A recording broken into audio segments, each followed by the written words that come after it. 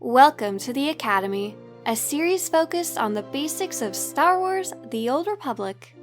Karagga's Palace is the second operation added to Star Wars: The Old Republic, and is one of the two shorter introductory operations that are great first choices for players new to playing operations. While this operation is considered quite easy, and you'll probably be fine to jump right in without a guide, this video will go over all the details of this operation so you can know exactly what you're getting into.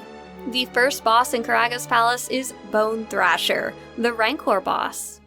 Unlike most other boss enemies in the game, Bonethrasher will not respect the tank, and instead will randomly switch his attention between members of your team, facing and attacking a different member every few seconds.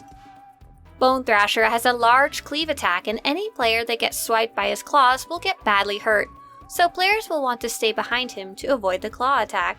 This is tricky because of the boss's target switching will cause him to spin around as he targets different players on your team.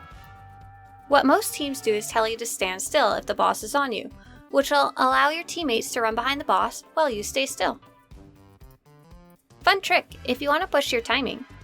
When the Rancor starts his swiping animation while he's on you, you can run straight through him and avoid a swipe with the rest of your group behind him. If the boss is on you, you may also want to move him or rotate him so you're not at the edge of the platform, as he also has a backhand knockback attack that can push you into the acid below if you're too close to the edge of the platform. If you happen to die in the acid, you'll be stuck there until the end of the fight. If you aren't sure how to tell if the boss is on you, you can press Escape Interface Editor.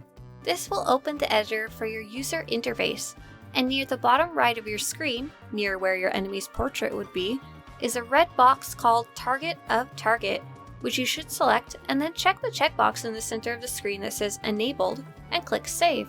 Now, while you're fighting Bonethrasher or any other enemy, you'll be able to see who that enemy is attacking in this new part of your user interface called the Target of Target. If your own character's face and name shows up there, that means you're Bonethrasher's target and should stay still. A lazier method of knowing when Bonethrasher is on you is by simply scooching your character around. If Bonethrasher moves with you as you move, he's on you, so don't swing him wildly around. If you happen to get smashed into the ground and stunned, you'll especially want to avoid the Rancor's swipe attack, as you'll take extra damage from him for about 10 seconds after you get smashed. During the fight, a Gamorrean Palace guard will be sent in to help the Rancor.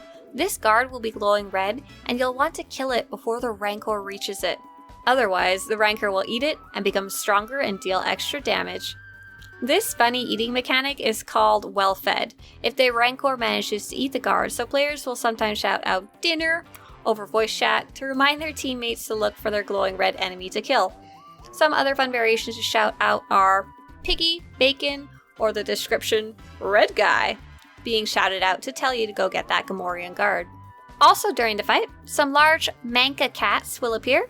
Bring them over to the boss and fight them first. I hope you enjoyed this in-depth guide about Star Wars: The Old Republic's Karagga's Palace operation. This is part of a series of guides to cover the bosses and the operations. If you want to show your support for this series, please visit Swtorista.com/support and make a pledge. And if you want similar Star Wars: The Old Republic videos to show up on your YouTube homepage, subscribe to this channel. As always, may the Force be with you.